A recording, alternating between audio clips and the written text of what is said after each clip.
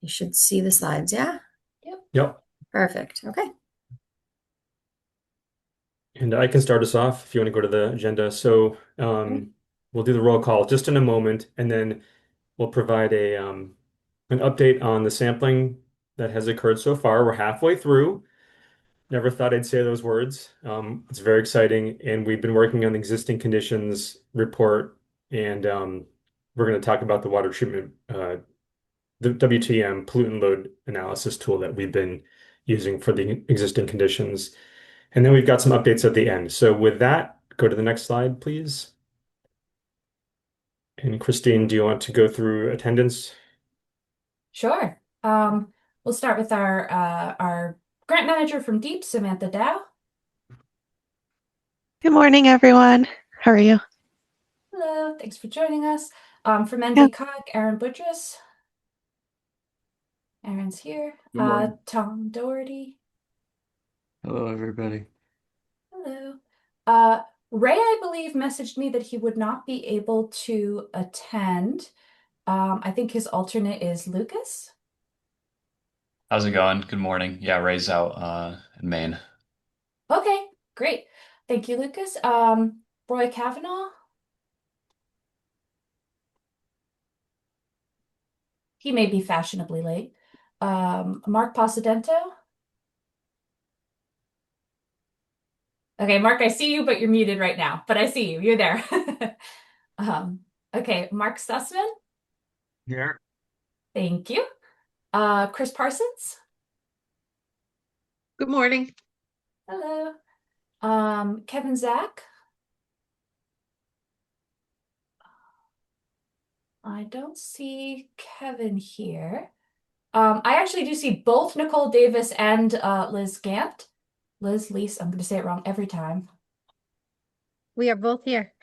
Okay, wonderful. Chris Sullivan? I think he also said he would be away this week. And I also believe that our next one up, Jillian Gunderson, is also out. Mike Guerrera? Here. Thank you. And then Brenny Alcantara. Okay, anybody else that I missed who's on the steering committee? All right, then we'll turn it back over to Resilient Land and Water. Thank you so much. Okay. Thanks, Christine. So we're going to run through the sampling update part of the slides first. And just a reminder of where we're sampling. So when we initially submitted proposal to NVCOG, we had just numbers 1, 2, 3, 4, 5, 6, 7, 8, 9 that were more or less aligned sequentially from upstream to downstream. Lily Brook was 1 and 2, Mad River was 3, 4, 5, 6, 7, 8, 9. We had actually 5 was Tannery Brook. Subsequent to the proposal and in going through the QUAP approval, we added the letters. So MR means Mad River, LB Lily Brook, TB Tannery Brook, and then HL is Hitchcock Lake, CL Cedar Lake, CH is Chestnut Hill Reservoir, and SR is Scoville Reservoir. So that's just a reminder of the nomenclature. And on the right-hand side, we have our what we carry out in the field with us as a cheat sheet in case we're having a foggy day to remind ourselves what we're sampling for. So March and April were only bacteria at the river locations. And then in late April, we picked up nutrients at the river locations and added back in, or started with the bacteria nutrients at the lake locations, which are A, B, C, D, and E. And you can see Victoria, the slides keep flashing. I don't know if that's something that's on your end or is it only flashing for me? Yeah, no, I see that as well. Okay, sorry. That must be because I'm trying to pull up a link, so I'll stop clicking around my screen. Go ahead. I can also share if needed, but now you have to No, you're good. I was trying to grab the map link so I could drop it in the chat. Go ahead. yeah, I think you have to reshare. There we go. Oh, okay. You're good now. Okay, I won't touch anything. It's okay. It's July. So as we're going to discuss in a few minutes, and as you can see, we're halfway through the sampling schedule. we're here in July, and we're about to embark on the second July event coming up, I think this week or next week. And then we have August, September, October, and then we're done. Next slide, please. Oh, yeah, that's just a reminder of what we've done. So this is really important. So we've modified the sampling approach, and this is in accordance with an email that I think a lot of you probably read about 5, 6 weeks ago, to include more. Importantly, we did not take anything off the table. So one thing that happened was Mad River Location 3, which is the furthest upstream, was never intended for the detailed level of nutrient analysis. It was really just going to be total nitrogen and total phosphorus.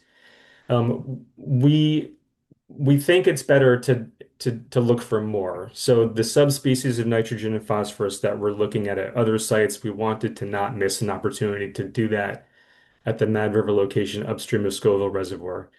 So we've added those analyses into that site. And then we also did an expansion beyond total nitrogen and total phosphorus at all locations. There were some that there was kind of a complicated layout of sampling that lessened the look at some of the locations some of the time, and we just thought that wasn't really worth it. We should look for everything all the time. So those changes were made at no cost to anybody. We sort of worked it out of our existing budget. And I think that's going to be really helpful going forward to have the additional data. No changes to bacteria, so we were just expanding the nutrient analysis. And then over at Hitchcock Lake, we were sampling one of the outflows. There were two, really, two primary, and we selected one because it was easier to access. We had some nervousness about it not really flowing as robustly under dry conditions. So we wanted to make sure that DEEP and EPA knew that we had access to another location. So that change was made. And then also, and early on, we had some strange pH results and one bacteria test at Hitchcock Lake at the causeway that Harbor Watch struggled with. So we wanted to give ourselves flexibility to move the other side of the causeway if needed. Anyway, all these changes were submitted to DEEP. They were submitted to EPA, I believe, and they were all approved. Sam, you can correct me if we're waiting for anything on that, but I think we're good to go with all this. Yeah, you're good to go with all of this on both Excellent. ends. Yep. Okay. Next slide, please. So the first thing we wanted to do was, and we looked at this slide 3 months ago when we first met in April, but we didn't have a lot of data to compare to the TMDL. So this is a list of the sampling that was conducted at Lily Brook at Todd Road in 2010. You can see the dates on the left-hand side and the results on the right-hand side for E. coli. And again, this is right out of the TMDL report. And so when we first started sampling and we looked at this table in April, we just didn't have much data, but now we have more. So Victoria, if you can go ahead one. So our nearest location is Lilybrook 1, LB1. And you can see that in May, June, and July, E. coli has ranged from about 14 to 110. So what is that telling us? If we look at the table on the left-hand side, the sampling in 2010, we are generally below what was detected in 2010. Of course, that's a while ago. Lots of things could have changed in the subwatershed, or it's possible that we just haven't seen the high levels yet. But I thought that was encouraging because we're not completely at odds with previous results, but we are generally lower. And again, that's for the E. coli. So the table on the lower right is also showing you total and taro. Okay, go ahead one more. So then this TMDL for the Mad River also included a location that was on the main stem downstream of East Main Street and then at the outlet. And so those are closest to MR 7 and 9. And so what I've done is on the left-hand side, we're showing the sort of lowest and highest E. coli readings from 2004 and 2005, so a while back. And then our most recent sampling in May, June, and July for those two equivalent locations. And again, you can sort of see that we're right in the mix with E. coli. So at MR7, May was 160, June was 325, and July was 263. And then at MR9 further downstream in May, we were at 517, June 296, and July was 156, a little bit lower actually. And so if you look at the numbers on the left-hand side, they're in that range with sort of the lowest, and we haven't seen the high numbers yet. So suffice to say, it's encouraging. I'm glad that we don't see numbers that are completely different. That would make me worry that we were all off course. But we haven't hit those high numbers yet at these locations. And then I've got one more slide that compares current detections to the TMDL. This is the location that was in Hitchcock Lake, and importantly, it's not the outlet. This is a lake location. And everyone understands that we're sampling at the causeway, which is C, and then the outlet, which is D. So if you look in the lower right, you can see the E. coli levels at the causeway have ranged from about 3 to 23. There's a little star in April because that was the month that Harbor Watch wasn't able to extract results. And then at D, which is the outlet, our range has been pretty consistent, which makes sense for an outlet, right? If you've got water leaving a lake and you're grabbing it where it first leaves, you're probably not going to see a huge swing to E. coli. But I think, again, same as the previous two slides, we're right in the mix here. We're not seeing anything completely outrageous, and nothing alarming yet. Any questions on those? We're going to move on to all the locations now. This is Mark Sussman. If I could just ask a quick question. Outlet D, is that by the outlet to Lily Brook, or is that just on the other side of the causeway? I couldn't tell from the map. Oh, no, it's outlet to Lily Brook, correct. Okay. All right. Thanks. Okay, go to the next slide. So now we're going to look at more of the locations, and this slide is just about E. coli. So total coliform and Entero are not on the slide. And these bar graphs can be tricky to read. And along the bottom, you can see the Lily Brook 1, Lily Brook 2, Mad River, location 3, Mad River 4, Tannery Brook, and so just think about Tannery Brook for a second, because that's the light blue color in the bars. And then moving downstream, 6, 7, 8, and 9 are on the main stem. So if you add up everyone's E. coli results and you look at the month of May, you can see it was kind of a busy month for detecting E. coli. And the second part of May, the second event, one thing to remind everybody is um, we're not trying to parse out wet weather versus dry weather sampling. The dates were selected at the beginning. They were worked out with Harbor Watch, which is the lab that has to receive these samples. And then we're kind of working blindly to wet and dry conditions. So some of what you could be seeing is that natural variation. And that actually showed up in the TMDL report as well. So there's not really a problem there. But Tannery Brook, TB5, the only location on Tannery Brook, which is a tributary at the Town Line Road area, is kind of showing us some high numbers for E. coli. 7 and 8 also are, but those are downstream of Tannery Brook. So that's not really a huge shock. They're also at the end of the watershed, so everything is reaching 7 and 8. So something that we've been sort of paying attention to and kind of tracking quietly is the results for Tannery Brook. If we go to the next slide, which is total coliform. So one of the things about total coliform is we're consistently hitting the detection limit on this, and we can get around that by diluting the samples. But if we dilute too many samples, we can jeopardize the other analysis. And given that total coliform is not what the TMDL was based on, we're trying hard not to overanalyze and dilute too many samples.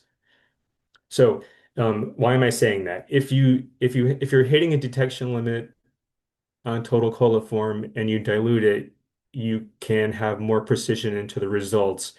So that's kind of what's showing up on the blue bar with the red rectangle around it. It's bigger compared to the previous month because we went ahead and started diluting the results of the sample for Tannery Brook to get at some precision for that one. At any rate, total coliform, we've been hitting the limit at a few of the locations. It's not necessarily a problem. We're not surprised to find total coliform. It's just something that appears in streams. But Tannery Brook has been the winner for this as well. And this is the third species that we've been looking at in Pterococci. And so this is the one that is kind of more aligned with recreational water analysis, and in Connecticut is typically used more for beaches and marine waters. Um, and it's tracking with total and E. coli, Tannery Brook, and MR9. So Tannery Brook, and then the end of the Mad River main stem are showing some of the higher levels. We're seeing some elevated levels at Lily Brook and then Mad River 3 as well. Mad River 3 is interesting because it's upstream of Scoville. So there's kind of the watershed is more rural, where MR3 is being sampled. If you go ahead one more, I think this is our, that's a lot of words and numbers, and I apologize to everyone. It's a lot for July 21st for me too. But um, Tannery Brook we think we're seeing problems that are kind of recurring in real time. We put a call out to uh, Wolcott Water and Sewer, kind of fishing around for some possible reasons. And had a good talk with Phil Olmsted there. There's no problems. There's no laterals that are broken. There's no main stems of the sewer system that are broken. There's not really any problem properties that he can think of, but I think this is a time for all of us to really think about, what could be going on. There's something in that subwatershed that has been surprising and is information that we're learning as part of this process. Um, Moving downstream 8 and 9, I wouldn't be alarmed by anything. That's the end of the Mad River watershed. Everything is ending at 8 and 9. So we would expect to see bacteria that's a little bit higher. And then overall, 7 also was a location that may be seeing some extended periods of bacteria. But again, 7, 8, and 9 they're all in Waterbury. They're all downstream of Tannery Brook. And so what we're seeing is indicative of urban development. Any reactions to any of this?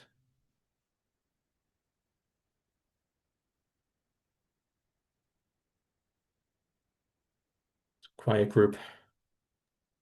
So why Tannery Brook?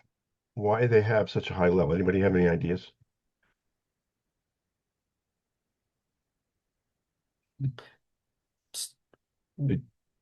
I will answer for us. We've looked around and can't see anything obvious. So I think this is something that the group should weigh in on and can think about as we go forward. Um, I need to be educated. What are the sources of the E. coli? What would be Waste, animals? animal waste, human waste, but waste. Okay. So there's a small pond close to the sampling location that could have some waterfowl, but I don't know. I think what we're seeing is at odds with what we would be seeing elsewhere where there is waterfowl. So it still seems high to us and possibly indicative of septic systems or a sewer problem. So that's what we need to be on the lookout for.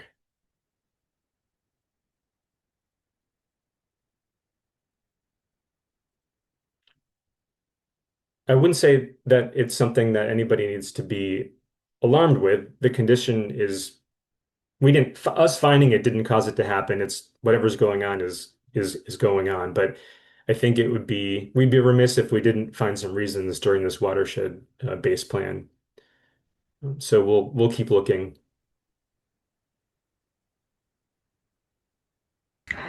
Would you It have, looks like there's a sound.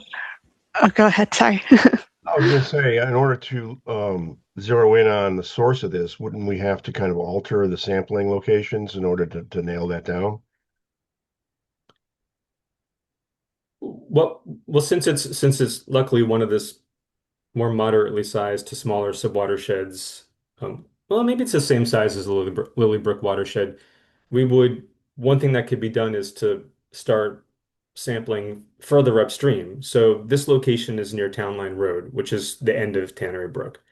So if we started sampling somewhere upstream, which is not in our co-op and couldn't be done without a lot of approvals, we could start to sort of become more granular in the results and spatially see where they are. Like maybe sampling above the pond at the Lions Club. I think it's the Lions Club. There's a big pond there. Maybe that's problematic location. Who knows? If you sample above that pond, maybe it'll shed more light on what's going on. Yeah, that's sort of the kind of thing that could be done. We also could be we could so that's a sampling approach to get more information. In terms of looking around in the subwatershed, one thing that might be prudent is for us to go out there with with the town, really, or with water and sewer staff, and kind of really look around in a way that we can't do on our own, because we can't really traipse everywhere as the consultant, but the town can probably help us out. So that might be something to do as well if there's time. I think there's an industrial area near that Dotson Road. There's a lot of small businesses in there and stuff. I don't know. Yeah, I hear you. We've been sampling. If you There's a kind of a large warehouse building on Town Line Road that has um, a couple things in it. There's a big church in there, and then there's some small businesses. We've been grabbing the sample by we park in that parking lot, and that's kind of where we walk to get the sample. And it is pretty close to where Tannery joins Mad River. That whole area is sewered, though, right? Correct? It is Seward. Hmm. Yeah. There could be a stray septic system that is really hard to find.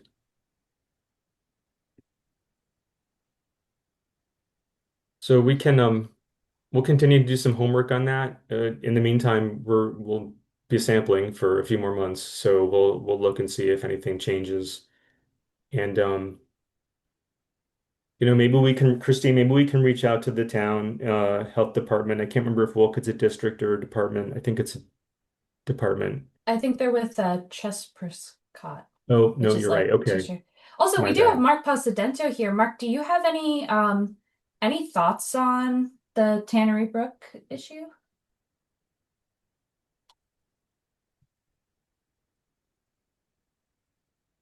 I'm asking to unmute. Hopefully you get something you can click. Hmm. The there are a lot of sewer systems in the drainage basin for Tannery Brook, and so there could be a problem. I don't know, but there is a lot of development there, and that could be the cause of the bacteria. There isn't any other source up there. I mean, there's the school, but other than that, there's really nothing. No industrial sites until you get down to like Towson Road and Town Line Road there. Yeah. Okay. Yeah, it's a bit of a mystery, based on the discussion we're having right now and the things that are in the watershed.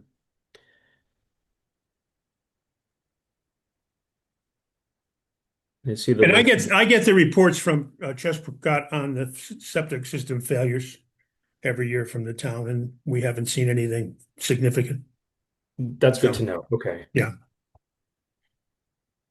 All right. No secret outhouses. All right. Well, why don't we park that for now, and we won't give up. We're going to keep looking, and I think we can move on to, we've got some slides on nutrients, and then I need to actually jump in the car and drive to an in-person meeting, but Victoria will continue after this. So we've also been looking at total nitrogen, total phosphorus, as you all know, and we have a reminder here. In this chart is really just the caveat here is this is for ponds and lakes. So when you're dealing with rivers, it's a little bit different because the water is moving and it's aerated and things don't grow the same as they do in lakes and ponds. So sometimes we can be flexible in how we interpret things. If you move on to the next slide, so here's total nitrogen. And the numbers that we're seeing in the in the river locations on the left are all in that pale pink, which is if you look on the upper right, you can see the color coding, right? So the pale pink is eutrophic or mesotrophic. Victoria, my eyes are playing tricks on me. Correct me. Yes, no, eutrophic. Yeah, we had none that were oligotrophic. So Okay. nitrogen is, yeah. And again, that's based on the numbers that we're seeing. So if these river samples were in a lake, that is what they would be telling you. They are in a river, so a person might not be seeing on the ground the results of something being eutrophic, strictly speaking. On the lakes, the lake outlets, we're kind of in a better range. We've got some that are meso. And nothing really is coming up as highly eutrophic in terms of the numbers that we're seeing for total nitrogen. So we'll continue looking at this, of course. We've only had 1, 2, 3 nutrient events so far, so there are more to come on the lakes. Go ahead. Total phosphorus. So we're kind of trying to show the same thing here. The color bands. So we want to not see samples in the darker colors. You can see on the left total phosphorus in the river. It's been pretty consistent. Kind of makes sense for river locations. They're really, moving and not stagnant. And then on the lakes, we're in mostly pretty good shape. There was one location that sort of was higher for Hitchcock Lake, but we'll keep looking to make sure we're not seeing anything that's a problem. That's at the outlet anyway. Can I just ask about the colors because it's hard for me to I must be colorblind. Which one is Cedar Lake on the graph to the right? Yeah. Which one is that? Yeah, Cedar Lake is the darker blue. Okay, So great. kind of between that red and the green. If you, Thank yeah, I you. guess I didn't really think about colorblind. I apologize if you are. Well, I don't know if I'm colorblind, but it's Yeah, hard, well, hard to tell. I'm and having trouble too. it's tough. Yeah, they don't always come through great. Going Okay, from Excel to copy paste. So, but Cedar Lake's doing well. And even though I implied it, I didn't say it earlier, that expansion of nutrient analysis at NMAR3 is going to be helpful to analyze Cedar Lake as well. So we're pleased to get permission for that. All right, go ahead, back to this. So here are some of the other parts of nitrogen and phosphorus. Everything's kind of tracking pretty well. We're not seeing any problems. No hits on ammonia, which is good. It's toxic to fish. Nitrite's been pretty low. Nitrate has been relatively low. Orthophosphate it's all been pretty low, which I think sort of does mostly make sense for this watershed. But as we step through the summer, we'll see if anything changes. We certainly don't want to see conditions that are harmful to fish occurring or to anything really. So good news so far on this. A quick question. This is Mark Sussman. Can you explain the significance of orthophosphate versus total phosphate?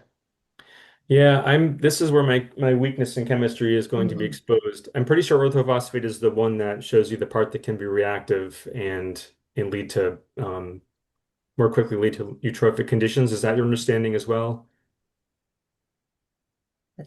Mark, that's what you've I didn't know, so that's why I'm asking the question. Okay. Yeah, I think it's essentially like a precipitate, so it almost becomes like a solid form of phosphorus. And right, in higher numbers, it can exacerbate eutrophication and kind of drive those conditions much faster. It's often a product of excessive fertilization and, just like everything, right? That nutrient overload. But I believe fertilization is a big, overuse of fertilizers is a big part of that. So. Thanks. And on these, we really have to just compare to the state water quality standards. We don't have, obviously, no one's drinking the water, so the drinking water standard is not super relevant, but the water quality standards are helpful to interpret these. And I think that might be it on the sampling. I think so too. Okay. And so Victoria, are you good with me Yeah, dropping? All right. sure. Thanks everybody. I'm sorry I have to leave early, and you're in good hands. Okay. All right. So I'll step through the watershed treatment model a little bit. So this is, this is a tool that we're hoping we can use, alongside the sampling. So the two aren't directly, they're not, we can't compare apples to apples when we're talking the watershed, and we'll kind of look at some of those numbers in just a minute. But it's a great tool to kind of plug in what's actually going in on the ground. So this watershed treatment model, the WTM, takes a number of different factors into account. It's a desktop Excel model where we plug factors in such as the land use, the soil types, and then the amount of sewer or septic systems, the nutrient levels in the stream. Those are calculated based on some of the other the other factors. Erosion is considered, so we're talking about kind of how healthy the stream banks are, and then some of the sanding practices that are going on. So those are your primary and secondary sources. That's what the WTM takes into account when trying to identify the pollutant loads. But then we also plug in the practices because we've got our pollutant loads, we've got everything entering the stream, but then we have practices to help mitigate some of those loads, right? So before we're even talking about, what we should do more, we're already doing some things. So some of those include turf management, education and outreach practices, particularly when we're talking about pet waste disposal, street sweeping, erosion and sediment control practices, stormwater management, riparian buffer health, and then catch basin cleaning. So all of those practices are kind of taken into account to understand this is what's going on in the watershed based on land use soils, but this is what you're doing to help mitigate those pollutant loads. So it's kind of a plus and minus equation. So we have some preliminary results. We met with Christine a week or so ago and called them preliminary. I'm still working through some of the buffer health, so I'm not quite done with that, but I'll talk about that in a second. So these are the preliminary watershed treatment model results.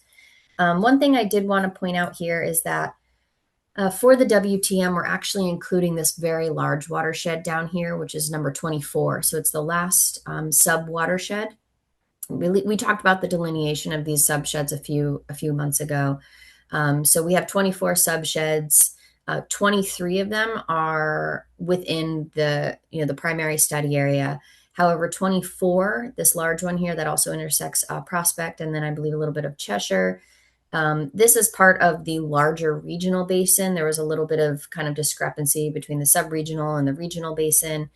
So we are including it because this area, it does drain into the Mad River.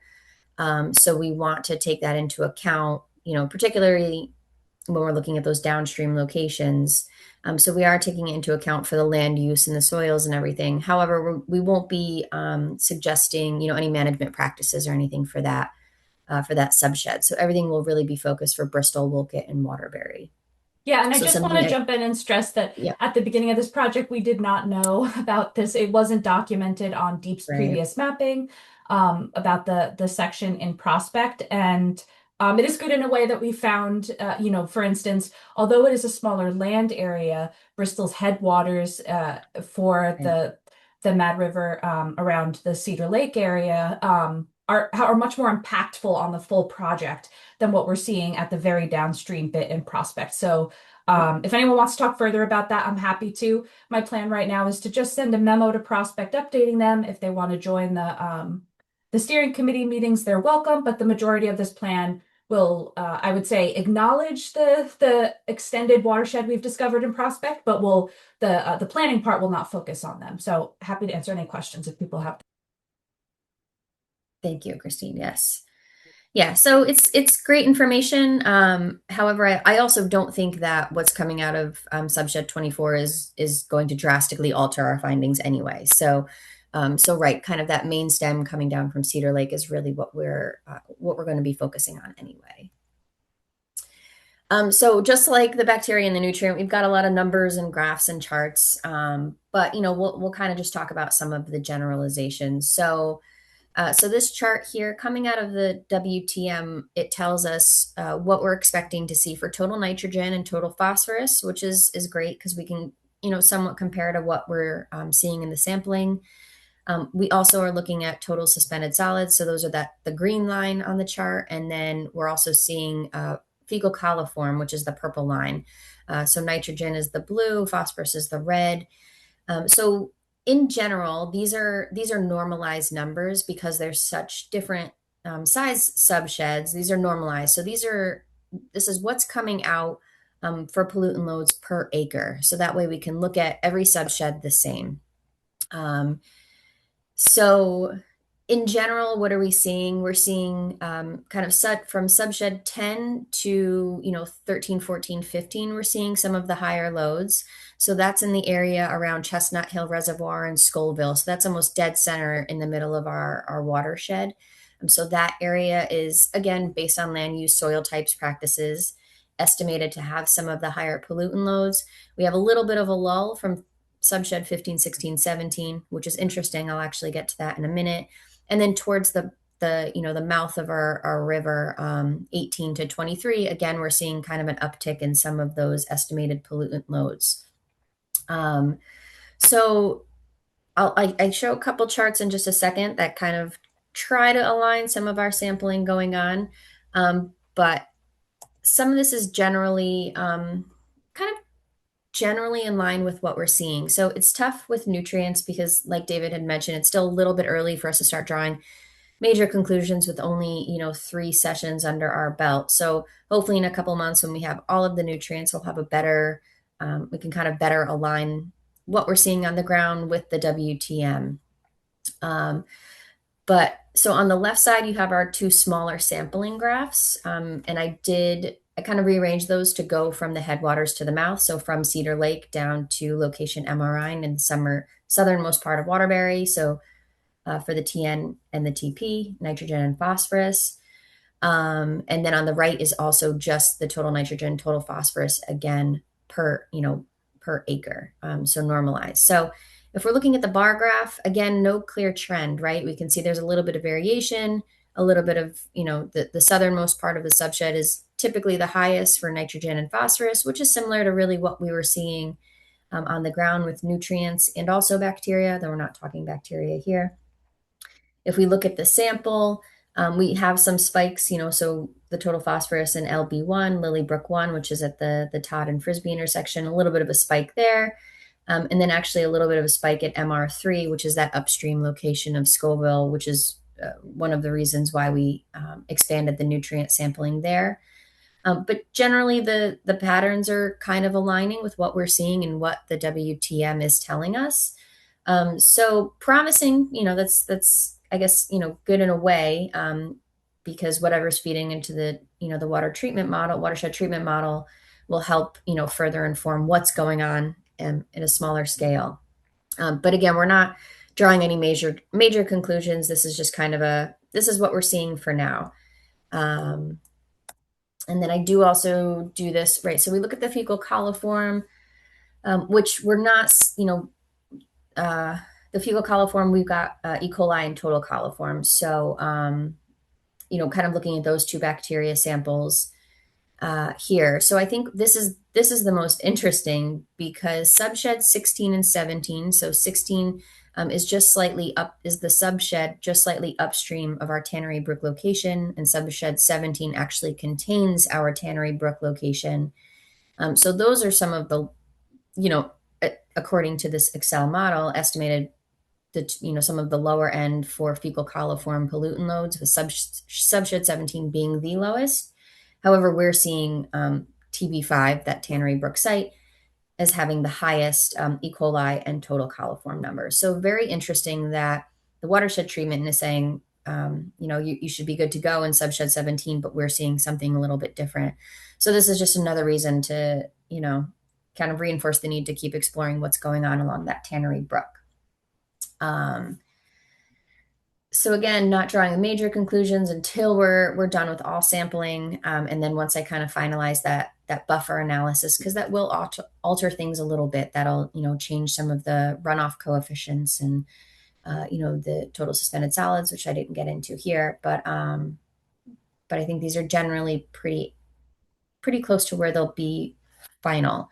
I didn't go into too much depth in the watershed treatment model. I know I've got another slide, but so before I talk about the existing conditions development, any questions on the watershed treatment model? There's a lot that goes into it, and so this was a very high level overview of the summary and what it is, but I'm happy to answer more questions on it.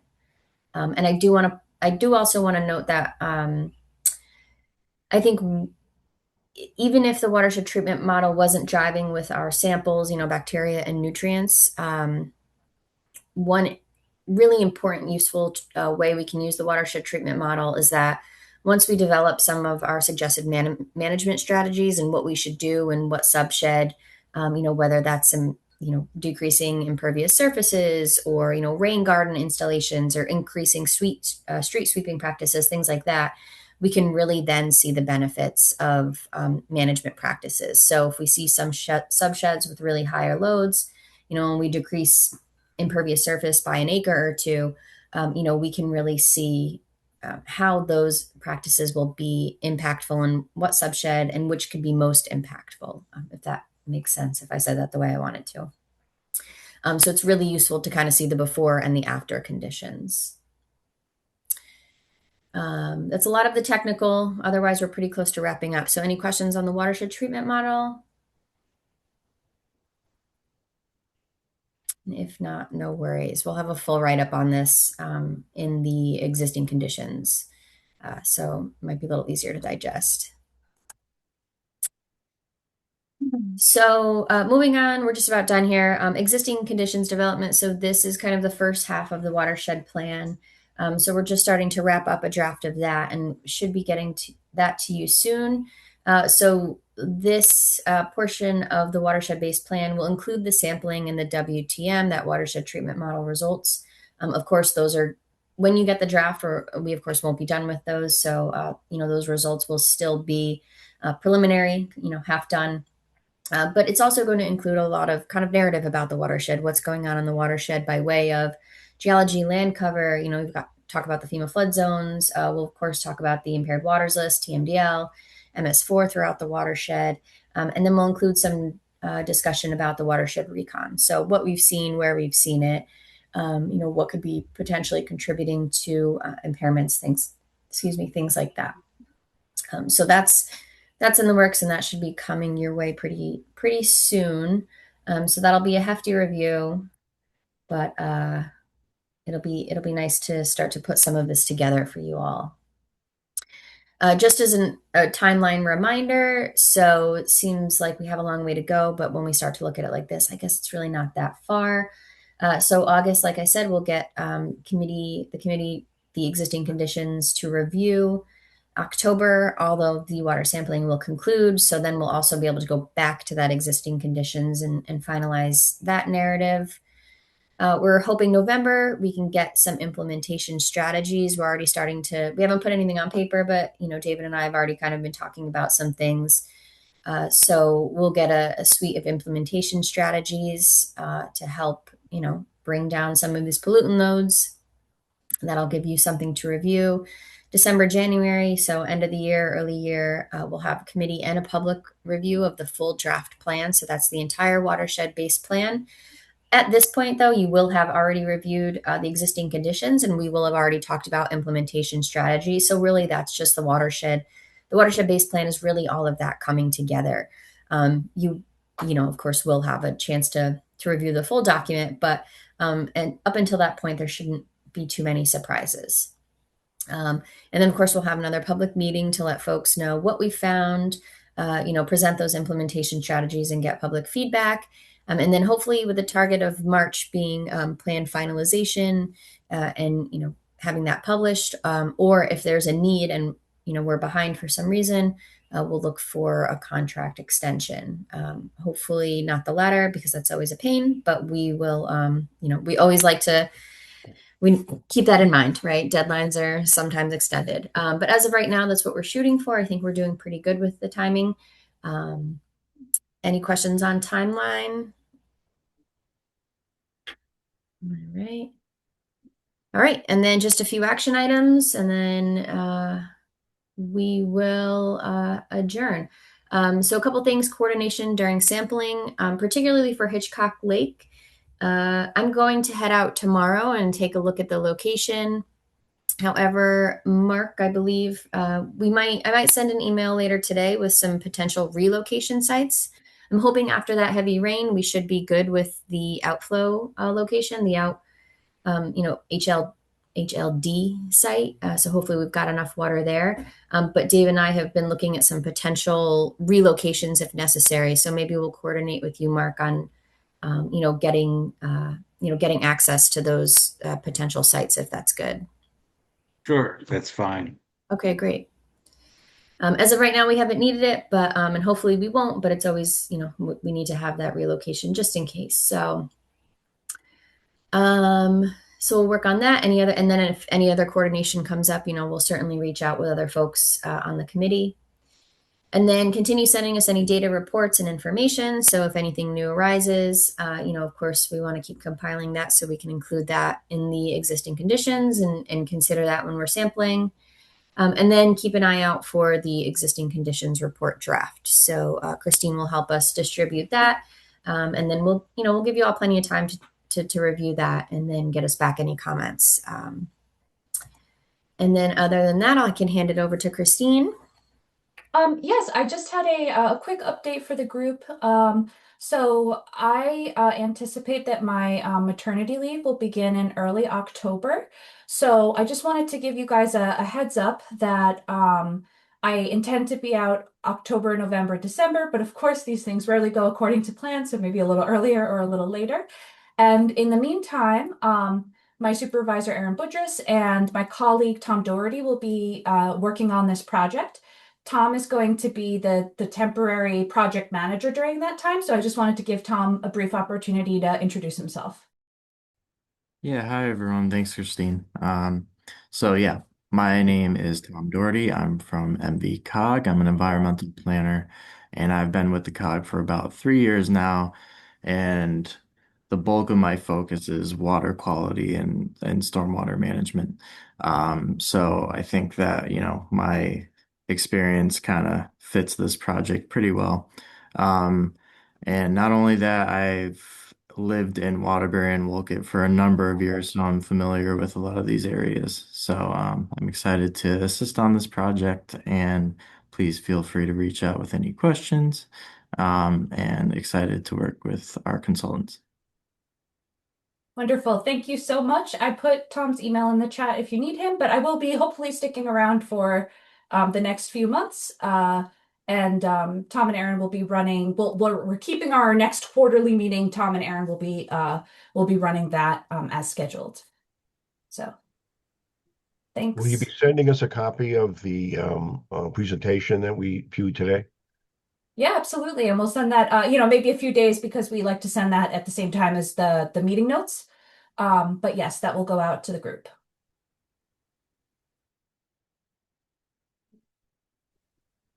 Okay. Otherwise, are there any other questions or comments? There was a lot of data and a lot of info that we presented today. So if there's any other questions, comments, thoughts, happy to tackle those now. One question, you have a fall, okay, I'm misinterpreting it. I thought it was this fall. That's 25. All right, no questions. Okay, no problem. Yep. Yep. Okay. Anyone else? If not, I guess we can adjourn. We will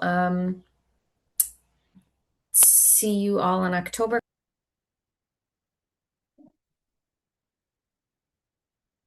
Oh, Victoria, I think you accidentally muted partway through I sure did. Yes. that. Okay, I was gonna say if there's no questions, I will see everyone in the fall. Christine? I don't know if I can formally adjourn anything, but Yeah, no, I think all unless people right. have questions, we're good to go. All Thank right. you so much.